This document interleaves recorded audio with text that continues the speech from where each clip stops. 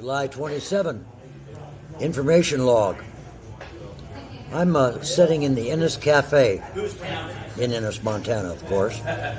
And you all know I belong to the Axolotl. You all know the history of the Axolotl, pretty much. You know about the plaque up at Axolotl Lake in the mountains west of town. Now, as Paul Harvey would say, I'm going to tell you the rest of the story. Bill Miller was a young man who grew up in the Pennsylvania mountains fly fishing as a kid, went to Penn State prior to World War II, ended up spending the war at New London, Connecticut building submarines, married a young lady from Butte, Montana, started having children, took a job sight unseen in 1952 with the Los Angeles Chamber of Commerce, and it paid well enough to move. So being a dutiful husband and father, on the way out here, he stopped at Butte, Montana so she could visit her parents and they could meet the grandchildren. He met the brother-in-law who took him fly fishing up around Butte. In Pennsylvania and New York, a big brown trout is 9 inches. In Butte, Montana, a big trout fly is 9 inches. So Bill, ever the dutiful father and husband, made sure that every summer Billy got to come up and visit her parents, and the children got to visit their grandparents. Isn't that wonderful? And he got to visit the brother-in-law. And his brother-in-law took him all over Montana fishing. In the meantime, he's contacting his 2 best friends from childhood. You son of a bitches have to get out here. You won't believe this. Well, after about 10 years of cajoling, a couple of them said, we'll come. They met. He picked them up at the airport, rented car, came to this town, stayed in a cabin around the corner called the Sportsman's Lodge, and every morning they'd come in here all waitered up, go fishing. They were gregarious types. They would chum it up with the local old dudes sitting around here, find out where to fish for the day in the evenings. They'd clean up, come back in for dinner. About the 3rd or 4th day, in this very booth, number 1, guy walks over, introduces himself. He says, I'm Eddie the postmaster, and if you guys really want some fishing, you meet me after I get off work here at 2 o'clock. And he did.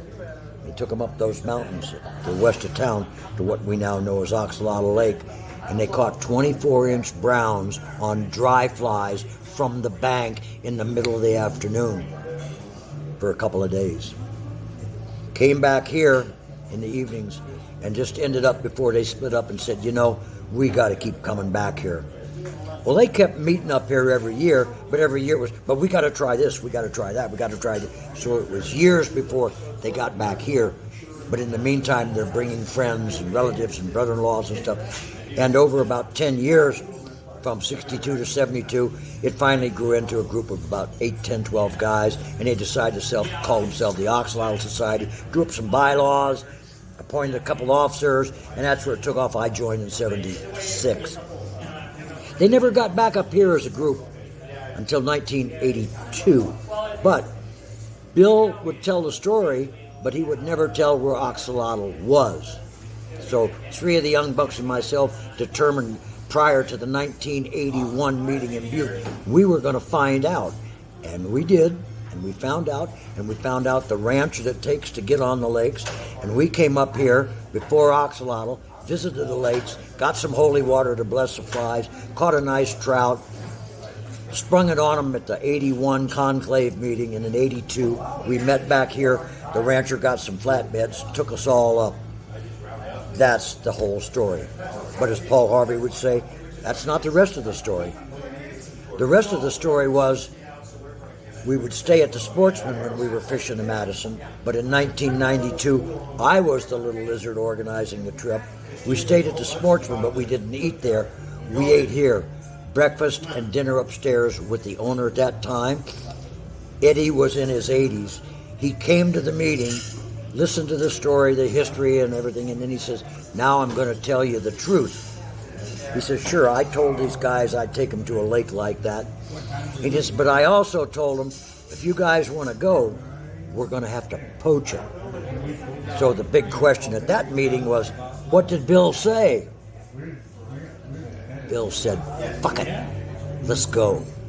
So since 1992, we know that we're the spawn of a bunch of poachers. And as Paul Harvey would say, now you know the rest of the story. Okay.